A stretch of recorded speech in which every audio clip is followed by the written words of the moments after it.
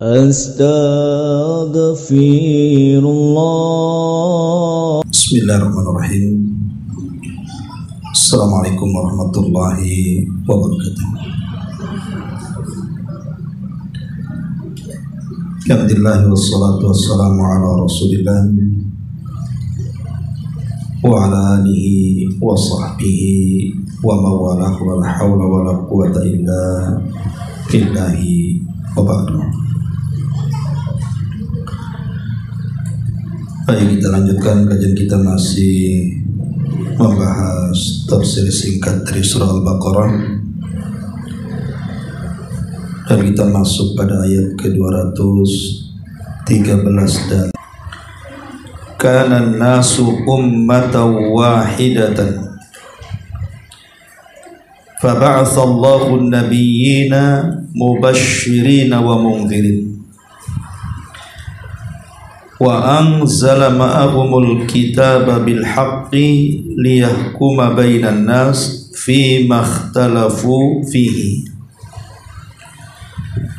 wa ma ikhtalafa fihi illa alladhina utuhu min ba'di ma ja'atuhumul bayyinah baghyan bainahum fahadallahu alladhina man yasha' ila siratim mustaqim. Dahulu umat ini adalah umat yang satu. Setelah timbul perselisihan, lalu Allah mengutus para nabi untuk menyampaikan kabar gembira dan peringatan. Allah menurunkan bersama mereka kitab yang mengandung kebenaran untuk memberikan keputusan di antara manusia tentang perkara yang mereka perselisihkan. Tidaklah ada yang berselisih tentangnya kecuali orang-orang yang telah diberikan kitab setelah bukti-bukti yang nyata sampai kepada mereka.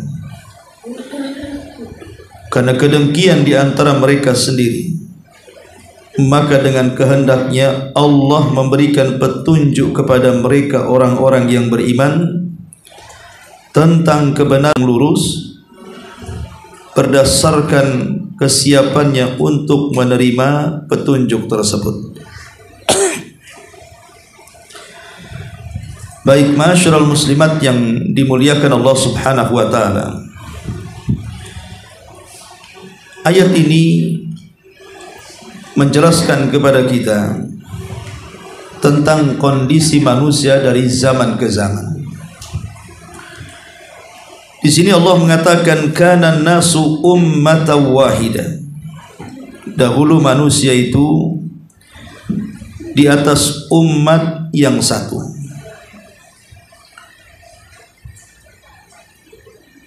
Al-Imam Ibnu Jarir At-Tabari meriwayatkan dari Abdullah ibn Abbas radhiyallahu anhuma, beliau mengatakan kana baina Nuhin wa Adam asyrata qurunin kulluhum ala syari'atin minal haqq fakhtalafu faba'atha Allahu an-nabiyyina mubashshirina wa mundhirin. Kata Abdullah ibn Abbas radhiyallahu anhuma, dahulu jarak dari masa Nuh ke Adam itu 10 kurun atau 10 abad. Semuanya di atas syariat yang benar, artinya di atas tauhid. Kemudian mereka berselisih, maka diutuslah kepada mereka para nabi yang memberikan kabar gembira dan juga memberikan peringatan. Ma'asyiral muslimat yang dimuliakan Allah Azza wa Jalla, kita tahu bahwa jarak dari Adam ke Nuh itu, kata Abdullah ibn Abbas radhiyallahu anhu, sekitar 1000 tahun. Karena 10 abad, 1 abad itu 100 tahun. Berarti kali 10 jadi 1000 tahun. Lah, jarak 1000 tahun ini tidak ada penyimpangan sedikit pun di atas tauhid. Jadi mereka tetap akidahnya satu, menyembah Allah Subhanahu wa taala dan tidak menyekutukan Allah sedikit pun. Betul ada maksiat seperti pembunuhan Qabil kepada Habil, atau di zaman Nabi Syith alaihi salam terjadi perzinahan, musik dan khamar. Tetapi tidak ada satupun manusia di zaman itu, sebejat-bejatnya manusia di zaman itu, mereka tidak berani menyekutukan Allah Azza wa Jalla. Belum ada berhala yang disembah. Jadi walaupun mereka melakukan dosa besar, tapi batas dosanya tidak sampai kepada kesyirikan yang mengakibatkan kekufuran. Baru di zaman Nuh alaihi salatu wassalam terjadi penyimpangan tauhid, karena sebelum Nuh alaihi salam diutus, ada satu keluarga yang sangat dihormati dan dimuliakan di zaman itu, namanya keluarga Wud. Dalam bahasa Quran disebut Wad. Keluarga inilah yang menjadi contoh teladan bagi umat di zaman itu. Lah, Wud ini juga punya anak-anak yang saleh, yang meneruskan estafet dakwah bapaknya. Di antara anak-anaknya ada namanya Yaghus, kemudian Ya'uq, kemudian juga Nasr. Intinya bahwa keluarga Wud ini menjadi teladan di zaman itu, karena memang di zaman itu disebut zaman fatrah, tidak ada nabi yang diutus, hanya mengandalkan orang-orang saleh untuk mengajarkan keteladanan agama. Tapi setelah pupusnya keluarga ini, satu persatu meninggal. Wud meninggal, kemudian Ya'uq meninggal, Yaghus meninggal, Nasr meninggal. Artinya satu keluarga setelah kemudian tidak ada lagi. Lah, di zaman itu mereka kehilangan panutan. Disinilah setan berperan, karena sejak setan diturunkan ke bumi, atau iblis diturunkan ke bumi bersama Adam dan juga Hawa alaihi wassalam, iblis tidak punya kesempatan untuk menyimpangkan akidah Adam dan keturunannya. Baru setelah kemudian lewat 10 kurun atau 1000 tahun, dengan wafatnya keluarga Wud ini, baru terjadi kesyirikan. Apa kesyirikan yang pertama? Menyembah berhala keluarga Wud. Jadi iblis datang kepada orang-orang yang dulunya sangat mengagungkan keluarga Wud ini dan mengatakan, kalau kalian rindu dengan mereka, kenapa kalian tidak membuat berhala, membuat patung? Maka mereka pun membuat patung, tapi belum disembah, hanya untuk mengingatkan jasa dan kebaikan mereka, sehingga kalau melihat patung-patung keluarga Wud ini, mereka terangsang untuk melakukan amal saleh. Generasi pembuat patung kemudian meninggal dunia, datang generasi kedua. Maka iblis datang lagi berikan was-was kepada mereka dan mengatakan, kenapa kalian tidak memproduksi patung itu sebanyak-banyaknya? Kalau bisa setiap rumah ada patung, supaya masing-masing rumah makin demi selangkah. Kemudian generasi kedua juga meninggal dunia, belum ada kesyirikan. Lah, generasi ketiga, keempat dan seterusnya inilah yang mereka tidak paham maksud bapak moyang mereka membuat patung, lambat laun akhirnya menyembah berhala dan tidak menyembah Allah, sehingga kesyirikan memenuhi bumi saat itu. Di sini Allah Subhanahu wa taala utus Nuh alaihi salatu wassalam sebagai rasul pertama untuk memberantas kesyirikan. Makanya di sini Allah Subhanahu wa taala mengatakan kana nas ummatan wahidah.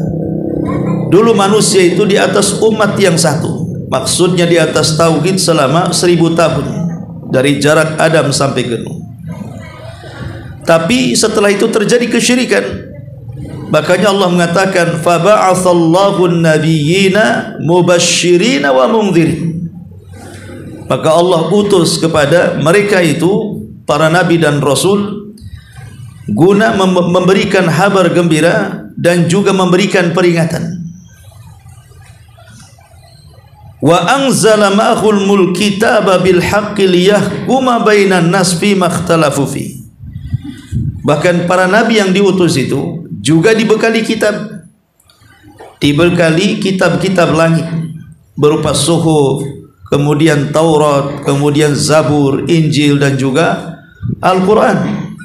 Untuk apa kitab-kitab langit diturunkan dan dibekalkan kepada para utusan ini? Supaya dengan kitab itu bisa menghukumi manusia terhadap apa yang mereka perselisihkan. Jadi yang pertama kali diutus oleh Allah Subhanahu wa taala kepada manusia dari kalangan para nabi dan rasul setelah Adam, sejak terjadi kesyirikan itu adalah Nuh alaihi salam. Setelah kemudian Nuh alaihi salatu wasalam diutus dan hanya sedikit yang mengikuti dakwah Nuh alaihi salam, hanya keluarganya saja, sementara kaumnya kufur, termasuk istri dan anaknya Kan'an juga kufur. Maka datanglah azab kepada mereka. Inilah azab pertama yang Allah Subhanahu wa taala turunkan ke bumi. Sebelumnya tidak ada azab. Karena kesyirikan mereka Allah murka. Makanya Allah turunkan azab pertama dengan membuat banjir bandang, dan Nuh pun kemudian selamat. Bahkan diselamatkan Allah lewat perahu yang diperintahkan Allah untuk membuatnya. Setelah kemudian Nuh alaihi salam dan putra-putranya seperti dan juga istri dan anak-anaknya diselamatkan Allah di Irak, di Bukit Judi, maka berkembang biaklah putra-putra Nuh ini dengan keturunan-keturunan. Maka anak-anak Nuh pun hijrah ke beberapa tempat. Makanya kita tahu bahwa manusia di bumi ini hampir secara keseluruhan atau secara keseluruhan adalah keturunan dari perahunya Nabi Nuh alaihi salam. Semua manusia yang hidup di zaman sekarang itu berasal daripada perahu Nuh alaihi salam. Karena Nuh alaihi salatu wassalam ketika azab itu datang meminta kepada Allah agar jangan ada satu jiwa orang kafir yang hidup. Nuh mengatakan, Rabbi la tadhar alal kafirina dayyara. Ya Rabb, jangan kau sisakan satu pun manusia kufur itu yang hidup di permukaan bumi kecuali kau binasakan. Dan Allah kabulkan. Sehingga tidak ada yang selamat kecuali dalam perahu itu. Lah berkembang biaklah keturunan Syam putra Nuh, Ham putra Nuh, kemudian juga Yafis putra Nuh. Dari 3 putra Nuh inilah asal manusia sampai hari ini, di mana Syam melahirkan keturunan bangsa Arab. Kemudian Ham menurunkan bangsa yang berkulit hitam, dan Yafis itulah yang kita kenal dengan bangsa Asia, kita-kita ini. Itu turunan Yafis putra Nuh. Lah mereka pun berpencar ke beberapa daerah dan mereka masih mentauhidkan Allah Azza wa Jalla. Tapi setelah putra-putra Nuh ini meninggal dunia, kemudian zaman berubah, ya. Kemudian jauhlah mereka dari para nabi, mulai lagi mereka melakukan kesyirikan. Dan dari turunan Nuh, dari turunan putra-putra Nuh itu, yang pertama kali melakukan kesyirikan adalah kaum Ad. Jadi beberapa generasi setelah Nuh itu masih mentauhidkan Allah, karena masih dalam bimbingan Syam, Ham dan Yafis. Tapi kemudian seiring dengan berlalunya zaman, maka lunturlah tauhid. Akhirnya keturunan Nuh alaihi salam mulai melakukan kesyirikan, dan yang pertama kali menyimpang adalah kaum Ad. Lah saat kaum Ad ini dari turunan Nuh kemudian mulai melakukan kesyirikan kepada Allah Azza wa Jalla, maka Allah utus kepada kaum ini seorang nabi Arab namanya Hud alaihi salam. Dan Ad itu kaum yang berada di sekitar Oman dan Hadral Maut. Itulah kaum Ad di sekitar situ. Tetapi kemudian Hud juga setelah kemudian mendakwahkan manusia ke dalam tauhid, kebanyakan kufur dan hanya sedikit yang beriman. Sehingga sebelum datang azab Allah Subhanahu wa taala, Hud pun kemudian mengajak orang-orang yang beriman untuk hijrah dari Hadral Maut menuju Mekah Al-Mukarramah.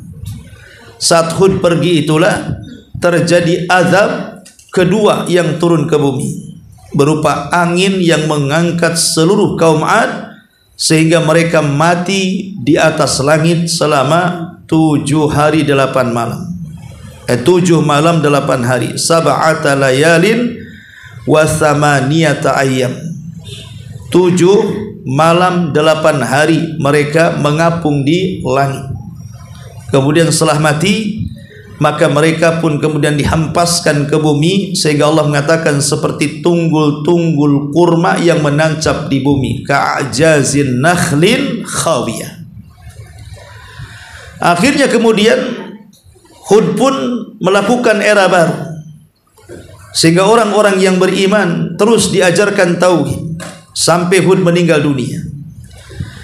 Kemudian kaumnya masih mentauhidkan Allah, tapi seiring zaman berlalu, akhirnya keturunan Hud ini mulai melakukan kesyirikan kepada Allah Azza wa Jalla. Dan kabilah yang pertama kali melakukan kesyirikan dari kaum Ad, keturunan Ad, adalah kaum Tsamud. Inilah kaum Tsamud melakukan kesyirikan ketiga kalinya. Ketika kemudian mereka terus melakukan penyimpangan dalam akidah, Allah utus kepada mereka seorang nabi Arab yang kedua, Nabi Saleh alaihi salam. Diutus kepada mereka untuk mendakwahkan tauhid. Tapi lagi-lagi Nabi Saleh tidak banyak pengikutnya, dan Nabi Saleh terletak di sebuah tempat antara Madinah menuju perjalanan Tabuk. Di situ ada disebut dengan Madain As-Salih. Sampai hari ini destinasinya masih ada, artinya artefak-artefak sejarahnya itu masih ada di sana dalam bentuk bangunan-bangunan kuno. Orang-orang menyebutnya Madainus Salih, tempat kota yang pernah dihancurkan, yang Allah utus Nabi Saleh di situ, dan Rasul pernah singgah di situ. Tetapi Nabi SAW ketika melihat para sahabat kehausan, kemudian di situ ada sumur, maka Nabi SAW kemudian mengatakan jangan minum dari situ, dan bergegaslah kita pergi dari tempat ini, karena tempat ini adalah tempat yang pernah diazab. Maka Rasul dan para sahabatnya pun bergegas meninggalkan Madain As-Salih. Lagi-lagi Saleh pun didustakan, dan hanya sedikit yang mengikuti Nabi Saleh. Maka Saleh pun hijrah dari negerinya sebelum turun azab. Akhirnya betul-betul azab turun kepada mereka 3 hari. Mereka seperti bangkai hidup. Hari pertama wajah mereka menguning, hari kedua wajah mereka memerah, dan hari ketiga wajah mereka menghitam. Kemudian Jibril diutus untuk berteriak satu teriakan, sayhatan wahidah. Tiba-tiba jasad kaum Tsamud bergelimpangan di rumah-rumah mereka, dan rumah mereka menjadi kuburan-kuburan mereka. Kemudian Nabi Saleh pun mulai mendidik murid-muridnya. Akhirnya kemudian mereka pun betul-betul memegang tauhid sampai Nabi Saleh meninggal. Dan beberapa generasi berikutnya, akhirnya jauhnya mereka dari para nabi, muncul kesyirikan. Datanglah era Ibrahim alaihi salatu wassalam yang kesyirikannya melebihi kesyirikan sebelumnya. Karena di era Hud, Nabi Saleh atau Nuh, mereka hanya menyembah berhala saja. Tapi di zaman Nabi Ibrahim ini berkembang, karena bukan hanya berhala yang disembah, Namrud pun disembah. Kemudian bintang disembah, bulan disembah, matahari disembah, sehingga kesyirikan berkembang. Sehingga Nabi Ibrahim kewalahan untuk mendakwai kaumnya. Ketika dia tidak bisa mendakwai Namrud di Irak, maka Ibrahim pun kemudian hijrah ke Haran. Sampai di Haran dia melihat ada orang yang menyembah bintang, bulan dan matahari. Nabi Ibrahim berusaha mendakwai mereka, tapi mereka juga tidak bisa berubah. Akhirnya Ibrahim hijrah ke Palestina. Tapi karena kekurangan ekonomi, susah cari ekonomi, maka dia hijrah ke Mesir. Tapi di Mesir rajanya zalim, melakukan pelecehan kepada istrinya. Akhirnya hijrah lagi ke Palestina, akhirnya menetap di Palestina. Memang tidak dijelaskan azab yang diturunkan Allah kepada kaumnya Ibrahim. Tidak dijelaskan, lain dengan azab-azab yang diturunkan kepada Nuh, kaum Ad, kaum Tsamud, jelas. Tapi kaum Ibrahim tidak dijelaskan azab apa yang menimpa mereka. Cuman kematian Namrud hanya dijelaskan kematiannya saja, disiksa dengan satu ekor nyamuk yang masuk ke telinganya, kemudian bersarang 40 tahun di otaknya, sehingga dia selalu merasakan sakit kepala. Setiap sakit kepala, maka dia pukul kepalanya. Selama 40 tahun memukul kepalanya. Akhirnya gegar otak, mati. Gimana? Kalau dia sakit kepala, maka kemudian Namrud mengatakan kepada pembantunya, pukul kepalaku dengan sandal. Selama 40 tahun dipukul kepala dengan sandal, apakah mati? Gak percaya, coba aja. Orang pukul sendal tiap hari, apa gegar otak? Itu saja kematian Namrud saja. Tapi kaumnya tidak dijelaskan azab apa yang menimpa mereka. Sampai akhirnya zaman Ibrahim berlalu, kemudian zaman Ishak putranya, kemudian zaman Ismail putranya kan. Sampai di Arab pun terjadi kesyirikan. Setelah Ismail kemudian meninggal, kemudian kaum Jurhum juga sudah terkalahkan dengan Khuza'ah. Mulailah kemudian terjadi kesyirikan di tanah Arab yang didalangi oleh tokoh Khuza'ah namanya Amr ibn Luhai. Sampai diutusnya Nabi SAW baru terberantas kesyirikan. Adapun dari jalur Ishak, disinilah banyak azab yang dijelaskan, karena dari turunan Ishak ini ribuan para nabi lahir. Ishak ini memiliki putra namanya Yakub, dan Yakub ini memiliki 12 putra, salah satunya Yusuf, Binyamin, Lawi, Yahuda dan yang semacamnya. Dari turunan Lawi inilah muncul ribuan para nabi. Jadi Bani Israel berpuluh-puluh tahun dipimpin para nabi.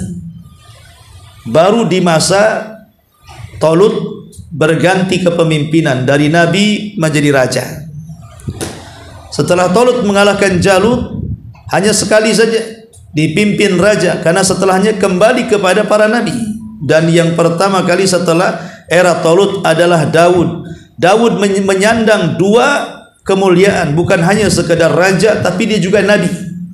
Dan itu juga diwariskan kepada anaknya Sulaiman. Bukan hanya sekedar raja, dia nabi. Kalau sebelumnya raja ya raja, nabi ya nabi. Tapi Daud dan Sulaiman ini, dia menyandang dua kemuliaan, raja plus nabi.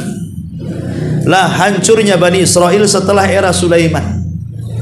Karena puncak kejayaan Bani Israel itu di era Nabi Daud dan di era Nabi Sulaiman. Tapi setelahnya dikuasai putra Sulaiman, kemudian zaman berlalu makin melemah, sehingga banyak penyimpangan dan banyak macam-macam azab diturunkan kepada Bani Israel. Mulai dari kutukan menjadi kera dan babi, mulai daripada penyakit taun yang merebak di mana-mana, mulai daripada banjir bandang yang kemudian menenggelamkan Fir'aun dan kaumnya, macam-macam azab. Dan diakhiri kenabian dan kerasulan di zaman Isa ibnu Maryam. Selama 500 tahun kosong kenabian. Baru kemudian diutus dari tanah Arab Nabi akhiruz zaman, penutup para nabi dan rasul, pemimpinnya para nabi dan rasul, pemimpinnya awal dan akhir, itulah Rasul kita Muhammad sallallahu alaihi wasallam. Makanya di sini Allah mengatakan fa ba'atsallahu an-nabiyyin, diutus para nabi. Ya, dari zaman Nuh sampai Nabi sallallahu alaihi wasallam, tugasnya mubasysyirin wa mundzirin, memberikan peringatan dan kabar gembira. Wa anzala ma'ahumul kitab, Allah turunkan kepada mereka para nabi kitab-kitab langit. Seperti suhuf yang diturunkan kepada Nabi Syith, yang diturunkan kepada Idris, yang diturunkan kepada Ibrahim, itu semua suhuf namanya. Kemudian di sana ada Taurat yang diberikan kepada Musa, Zabur yang diturunkan kepada Daud, Injil yang diturunkan kepada Isa, dan Al-Quran yang diturunkan kepada Nabi kita Muhammad SAW. Guna kitab-kitab itu adalah liyahkuma bain. Jadi kitab-kitab itu diturunkan untuk memberikan keputusan terhadap perselisihan manusia. Ma'asyiral muslimat yang dimuliakan Allah Subhanahu wa taala. Tetapi masalahnya di sini, wa ma ikhtalafa fihi illa alladziina utuhu min ba'di ma ja'atuhumul bayyinati baghyan bainahum. Anehnya Allah Subhanahu wa taala mengatakan di sini, tidaklah perselisihan itu muncul kecuali orang-orang yang telah diberikan kitab setelah bukti-bukti yang nyata sampai kepada mereka, karena kedengkian di antara mereka sendiri. Harusnya logika mengatakan, ketika diturunkan kitab-kitab langit, diutus para nabi dan rasul, harusnya umat makin bersatu kan? Tapi justru tidak. Dengan diutusnya para nabi dan rasul, diturunkannya kitab-kitab, bukti sudah jelas. Contoh umpamanya, sebagaimana disebutkan dari Zaid ibn Aslam dari bapaknya, ketika memberikan catatan fahadallahu alladzina amanu lima ikhtalafu fihi minal haqqi biizni, maka Allah berikan petunjuk kepada orang-orang yang beriman terhadap apa yang mereka perselisihkan di dalamnya dari kebenaran dengan izinnya. Dicontohkan seperti mereka berselisih tentang hari Jumat, di mana orang-orang Yahudi tidak mau mengambil hari Jumat, malah mereka mengambil hari Sabtu sebagai hari sakral mereka. Nasrani juga ogah mengambil hari Jumat, malah mengambil hari Ahad sebagai hari sakral mereka. Dan yang betul-betul mengambil hari Jumat adalah kaum muslimin. Bayangkan Allah menawarkan hari terbaik, ditolak Yahudi. Enggak, saya ingin hari Sabtu. Allah menawarkan hari Jumat kepada Nasrani, kata Nasrani, tidak mau, saya ambil hari Ahad. Orang Islam ditawarkan hari Jumat, sami'na wa ata'na, kami menerima dengan senang hati. Terjadi hari-hari sakral yang berbeda. Kemudian juga terjadi perselisihan kiblat, di mana orang-orang Nasrani kiblatnya menghadap timur. Kemudian orang-orang Yahudi kiblatnya menghadap Baitul Maqdis. Dan kaum muslimin Allah berikan petunjuk dengan kiblatnya menuju Ka'bah Al-Musyarrafah, yang solat itu cukup ruku tapi tidak sujud. Di antara mereka ada yang cukup sujud tak perlu ruku. Di antara mereka ada yang solat tapi boleh bicara. Di antara mereka ada yang boleh melaksanakan solat sambil berjalan. Tapi Allah berikan hidayah kepada umat Islam bahwa solat tidak boleh dilakukan seperti itu. Ada rukunya, ada sujudnya, dan harus tenang, diam, khusyuk, tumakninah, tidak boleh diganggu dengan ucapan di luar salat atau gerakan di luar salat. Kemudian juga berselisih mereka tentang puasa. Di antara mereka ada yang berpuasa, maksudnya umat-umat terdahulu, ada puasa itu separuh hari saja. Di antara mereka puasa bukan dilihat hari tapi dilihat makanan. Biasa 2 piring, 1 piring saja. Tapi umat Islam kemudian mendapatkan petunjuk dari Allah bahwa puasa bukan setengah hari, tetapi full 1 hari dari terbit fajar sampai terbenamnya, dan tidak boleh makan mau banyak mau sedikit mau separuh, tetap dilarang dan dijadikan pembatal puasa. Mereka juga berselisih tentang Nabi Ibrahim. Orang-orang Yahudi mengatakan Ibrahim nabi kami, Nasrani mengatakan Ibrahim nabi kami. Maka Allah mengatakan, maka kana Ibrahimu Yahudiyan wala Nasraniyan, walakin kana hanifan muslima wa ma kana minal musyrikin.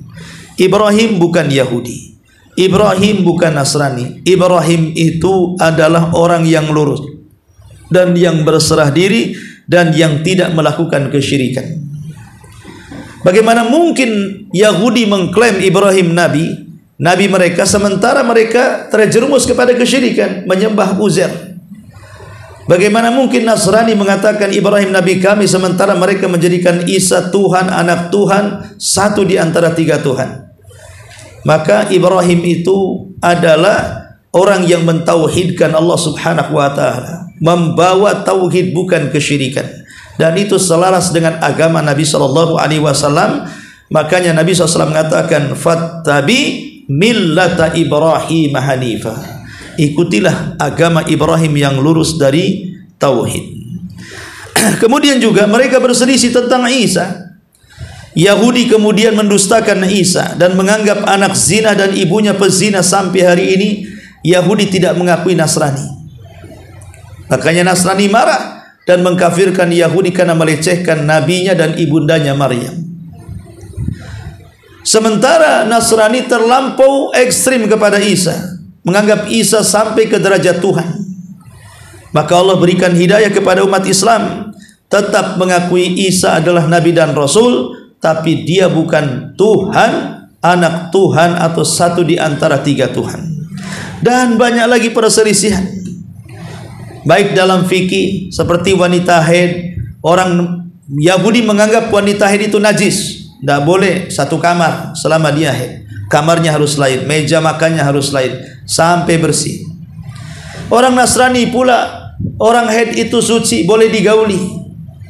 Tapi umat Islam diberikan petunjuk oleh Allah dengan mengatakan orang haid tidak. Jadi perselisihan di antara umat yang diutus kepada mereka para nabi, antara Yahudi, Nasrani ataupun kaum muslimin, terjadi perselisihan.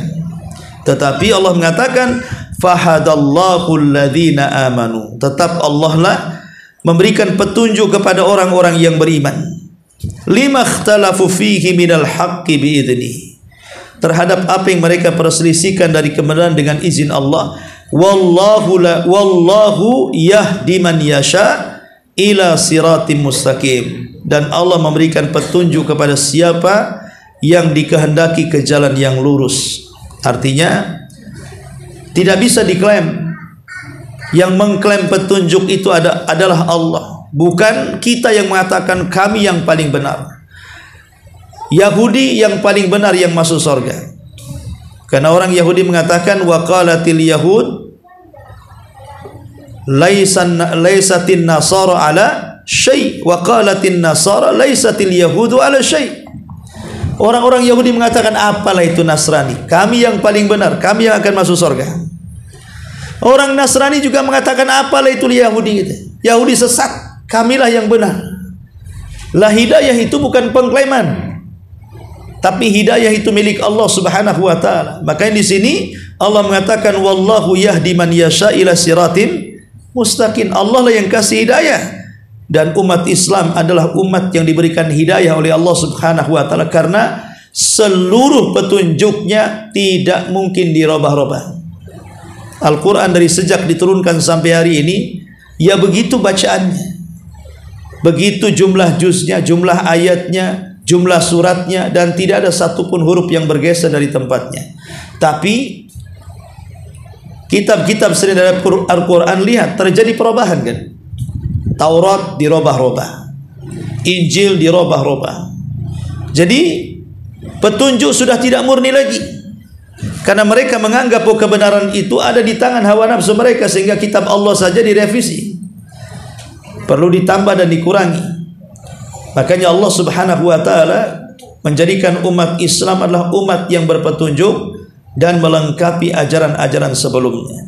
Inilah diantara keterangan sedikit dari ayat Al-Baqarah 213. Kemudian ayat selanjutnya Allah Subhanahu wa taala mengatakan dalam Al-Baqarah 214-nya, Am hasibtum an tadkhulul jannata walamma ya'tikum mathalul ladzina khalau min qablikum massathumul ba'sa'u wadh-dharra'u wa zulzilu hatta yaqul, apakah kamu mengira bahwa kamu akan masuk ke dalam surga padahal belum datang kepadamu cobaan sebagaimana halnya orang-orang terdahulu sebelum kamu.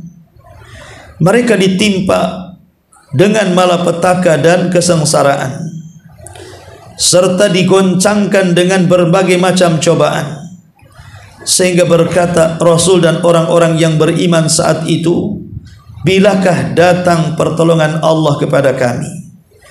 Maka Allah jawab, ingatlah sesungguhnya pertolongan Allah itu amat sangat dekat. Al-Baqarah 214 ini ingin menjelaskan kepada, jadi masuk surga itu tidak seperti masuk neraka. Kalau masuk neraka itu tinggal jegur saja, tidak perlu belajar.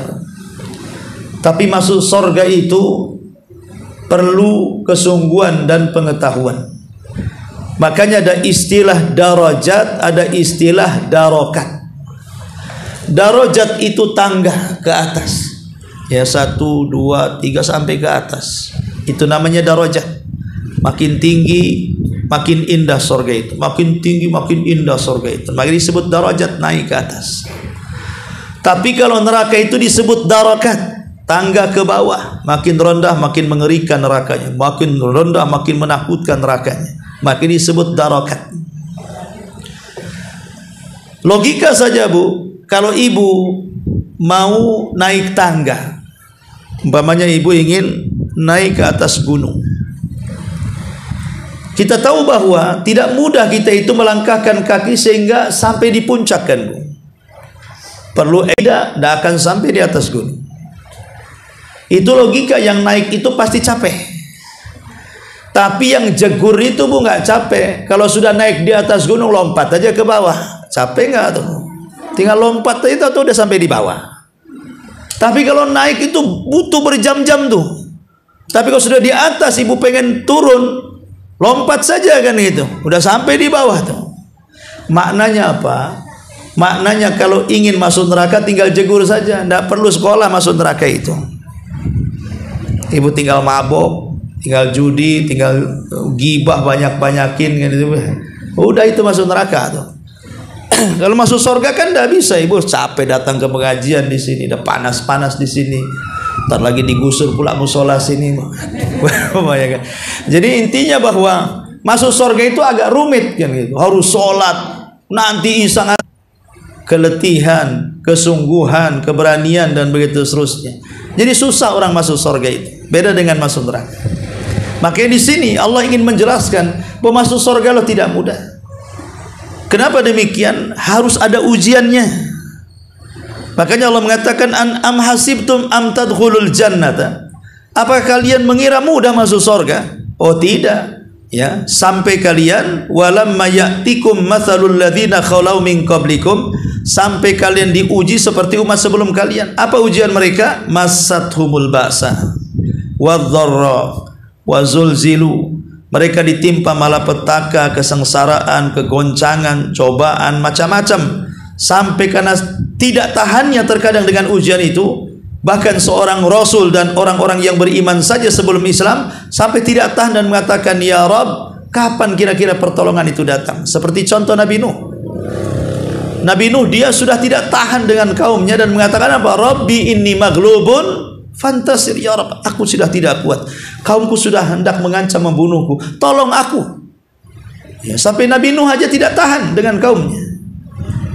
Bahkan Nabi Saleh sampai Nabi Yunus alaihi salam sampai meninggalkan kaumnya, tidak tahan. Kemudian mengancam kaumnya sebelum 3 hari datang azab Allah kepada kalian. Jadi sampai ujian itu, sampai para nabi sendiri ada yang tidak tahan sehingga harus mendoakan kehancuran kepada kaumnya. dan meninggalkan kaumnya. Dari sini kita tahu bahwa masuk surga itu tidak mudah. Di zaman Nabi ada seorang sahabat namanya Khabbab ibn Arat. Khabbab ibnu Arat. Nampak Khabbab itu walaupun umur 10 tahun, tapi kekar badannya, kuat fisiknya, cocok untuk pekerjaan pandai besi. Dibelilah oleh wanita tadi, wanita kaya tadi, dan dipekerjakan di pandai bersih berpuluh-puluh tahun. Hidayah masuk, kemudian ingin masuk Islam. Dia pun menyembunyikan keislamannya. Tapi sepandai-pandainya menyembunyikan keislaman, majikannya lama-lama tahu juga. Akhirnya setiap hari disiksa dengan disundut besi panas. Pokoknya kalau tidak murtad, ambil besi, dibakar sampai merah, kemudian dicucukkan di badan Khabbab. Makanya di zaman Umar, ketika Umar radhiyallahu an berdiskusi dengan para sahabat, ketika bagaimana sulitnya di zaman Nabi, nostalgialah cerita di zaman Nabi masih hidup. Ketika Khabbab disuruh oleh Umar ceritakan bagaimana nasibmu di zaman Nabi, Khabbab tidak bercerita. Dia hanya membuka pakaiannya saja. Rupanya tidak ada satupun kulit kecuali ada bekas terbakar di situ, lubang-lubang. Itu mencukupkan bagaimana Khabbab disiksa luar biasa dengan besi panas supaya dia murtad. Walaupun Khabbab ini sudah berusaha menguatkan imannya, mempertahankan Islam dan imannya, dia pun tak tahan akhirnya. Karena ketidaktahannya, karena setiap hari disundut besi, sedang bersandar di kiswah Ka'bah. Jadi Khabbab kemudian menyamperi Nabi SAW dan mengatakan, "Ya Rasulullah, ala tara lana, tidakkah kau lihat kami?" katanya. "Tidakkah kau iba dengan nasib kami? Ala tad'u lana, ala tastaghfir lana, tidakkah engkau berdoa untuk kami? Tidakkah engkau meminta pertolongan kepada Allah supaya dicepatkan untuk kami? Kami sudah tidak tahan dengan siksaan ini. Mintalah belum seberapa dibandingkan umat sebelummu." Kemudian Rasul menceritakan umat-umat Ashabul Uhdud, yang kata Rasul dulu ada orang digergaji jadi dua, kemudian belah jadi dua dan meninggal. Mereka tidak bergeming keimanannya. Kemudian dikisahkan di zaman Bani Israel ada orang yang dikubur hidup-hidup sampai mati dari tulangnya. Mereka pun tidak meninggalkan agamanya. Seolah-olah Rasul mengatakan, "Ya Khabbab, penderitaanmu ini tidak seberapa dengan umat sebelum kamu. Tapi engkau meminta kemenangan ini tergesa-gesa, terlalu tergesa-gesa. Khabbab, kemenangan itu akan sampai pada waktunya." Sampai orang-orang Son'a kalau berjalan ke Haram, kisah Khabbab inilah yang menurunkan ayat ini, asbab nuzulnya. Maka ketika itu turun ayat untuk menenangkan Khabbab ibn Arat, "Am hasibtum an tadkhulul jannata walamma ya'tikum mathalul ladzina khalau min qablikum massathumul ba'sa wadh-dharra wa zulzilu hatta yaqula ar-rasul wal ladzina." Akan masuk surga begitu saja, padahal belum datang kepadamu cobaan sebagaimana halnya orang-orang terdahulu sebelum kamu juga banyak cobaan. Mereka ditimpa malapetaka, mereka ditimpa kesengsaraan, mereka digoncang dengan berbagai macam cobaan, sehingga saking tidak tahannya Rasul dan sudah dekat kepada kalian. Ma'asyiral muslimat yang dimuliakan Allah Azza wa Jalla, ayat ini juga dapat kita ambil pelajaran, ya, bahwa manusia itu untuk menunjukkan kejujuran imannya atau tidak, kebenaran imannya atau dusta, itu dengan adanya cobaan. Kalau manusia tidak dicoba, tidak akan tahu seberapa nilai imannya, seberapa nilai Islamnya. Cobaan itulah yang membuktikannya.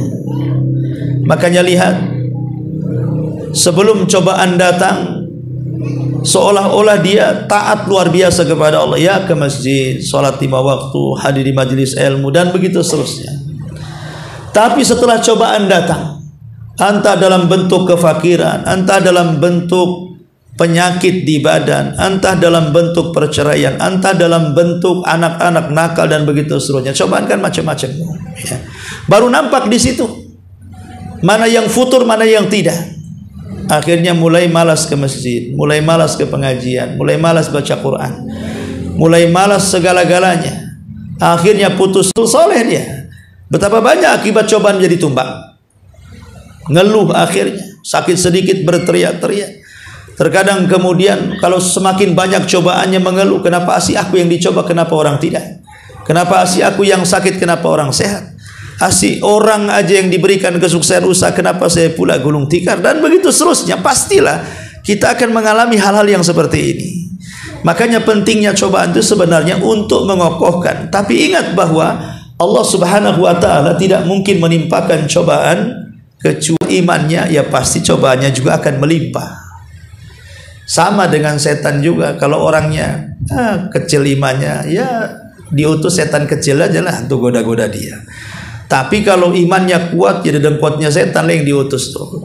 Artinya di dalam Al-Quran tentang bagaimana Allah juga akan mencoba kita. Wala nabluwannakum bisyai'im minal khawfi wal ju'i wa naqsim minal amwali wal anfusi wal thamarat wa basyiri sabirin.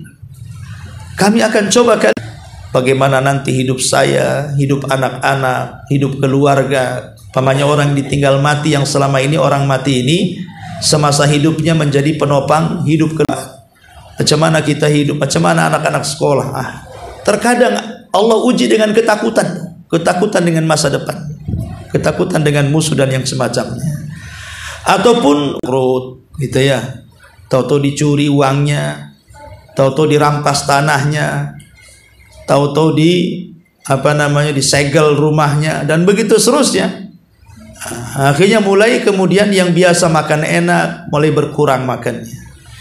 Biasa rawon jadi tahu tempe, biasa tahu tempe jadi sayur kacang. Oh, restoran mana yang pernah yang tidak ibu singgahi? Ibu singgahi.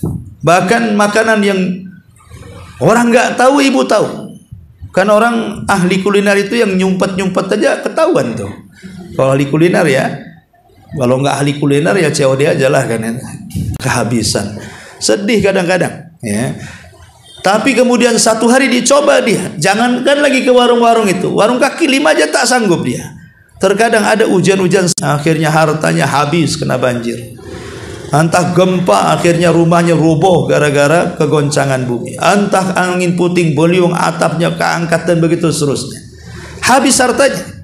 Ya.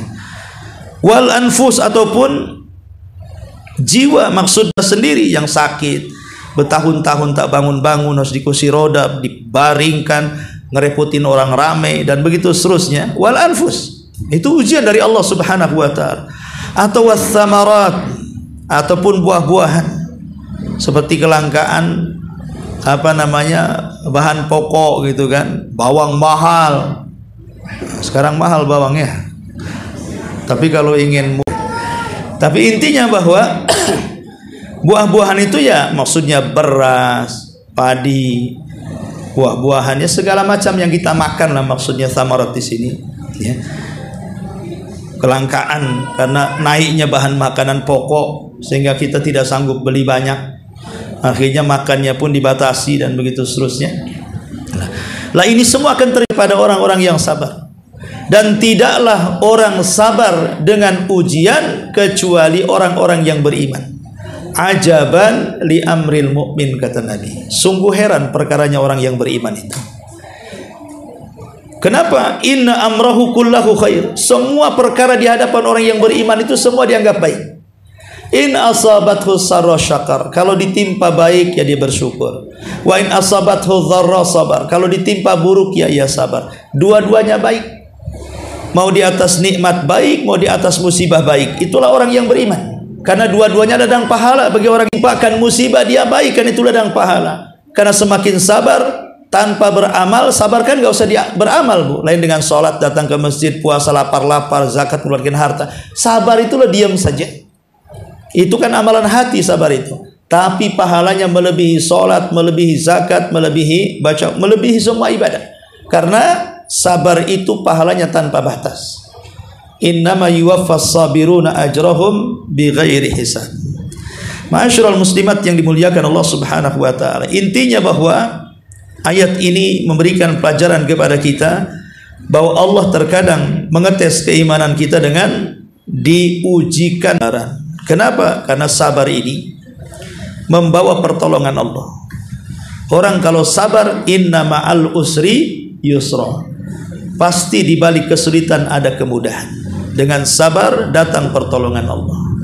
Dengan sabar kita akan mendapatkan banyak kebaikan, karena sabar ini melahirkan sifat yang banyak. Dengan sabar akhirnya lahir qanaah, dengan sabar lahir redha, dengan sabar lahir ikhlas. Jadi dengan sabar ini banyak nanti ibadah-ibadah yang lain ngikut tuh ya. Tapi kalau tidak sabar, penyakit hati banyak jadinya. Orang kolesterol naik, darah tinggi naik, akhirnya stroke ya. Itu karena tidak sabar ya. Kemudian juga dengan sabar bukan hanya itu saja, terangkat derajatnya, kesalahannya akan dihapus, ampunan Allah turun, dan dengan sabar Allah akan berikan pujian kepada dia, dan rahmatnya akan turun, serta hidayah Allah subhanahu wa ta'ala juga akan turun. Makanya Allah mengatakan wa basyirus sabirin alladzina idza asabatum musibatun qalu inna lillahi wa inna rahmat, dan juga rahmat wa ulaika humul muhtadun, dan bagi mereka juga dapat bimbingan Allah subhanahu wa ta'ala. Wallahu alam. Ini diantara dua ayat dari surah Al-Baqarah ayat 213 dan 214. Baik, sampai di sini. Sebelum saya tutup, silakan kalau ada yang bertanya.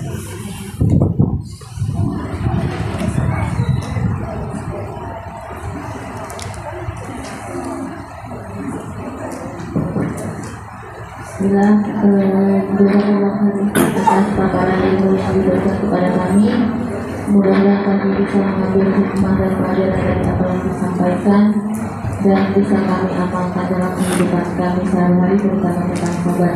Saya diuji oleh Allah, dan saya selalu mengajukan permasalahan saya kepada Allah dalam setiap sholat saya dan sujud-sujud saya.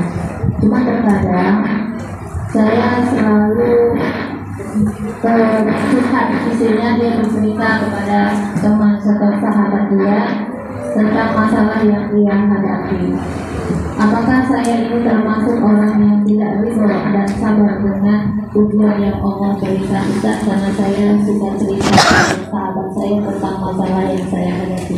Jazakallahu khairan, semoga Allah merahmati Ustaz dan keluarga Ustaz. Amin. Ya, alhamdulillah. Sabar itu mengeluhkan setiap masalahnya kecuali kepada Allah. Seperti yang dilakukan Nabi saat pulang dari Taif, maka dia mengatakan, aku hanya menyerahkan seluruh urusanku kepadamu ya Rabb. Kalau memang ujianku di Taif ini, aku dilempari batu dan segala macamnya, bukan bagian daripada murkamu kepada aku gak peduli.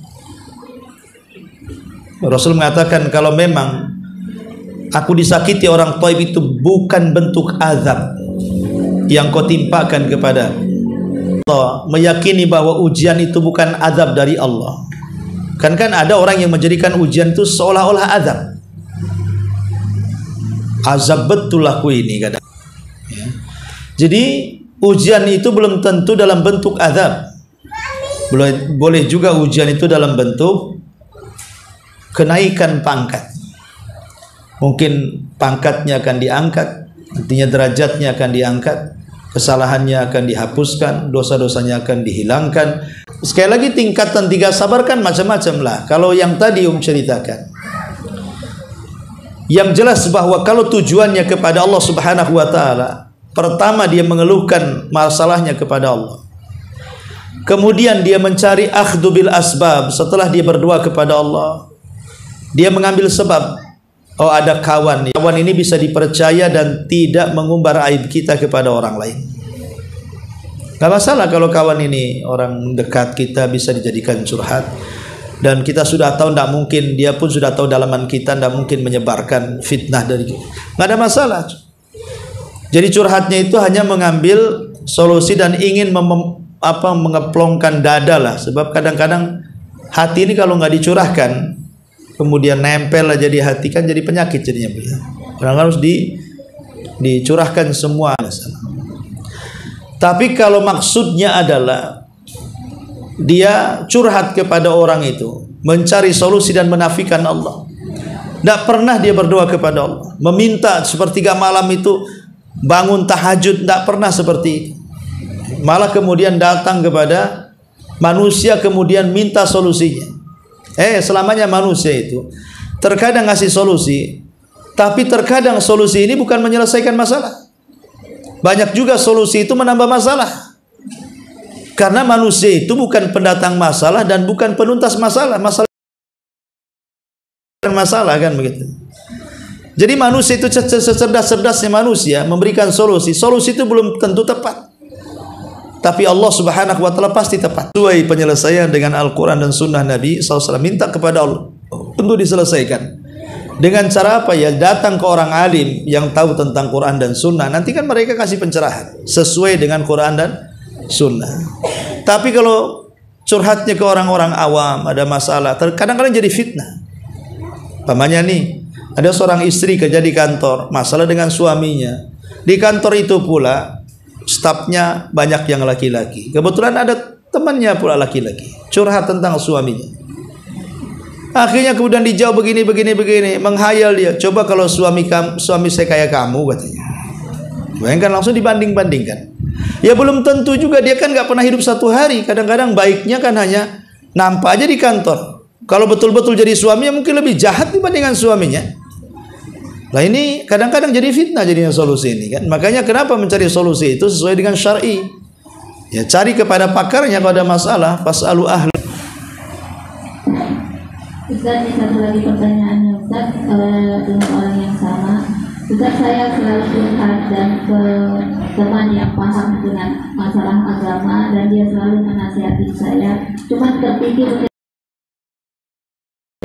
kok bisa ngomong seperti itu karena pun tidak mengalami apa yang saya alami. Apakah kalimat ini termasuk kalimat yang tidak sesuai dengan takdir Allah?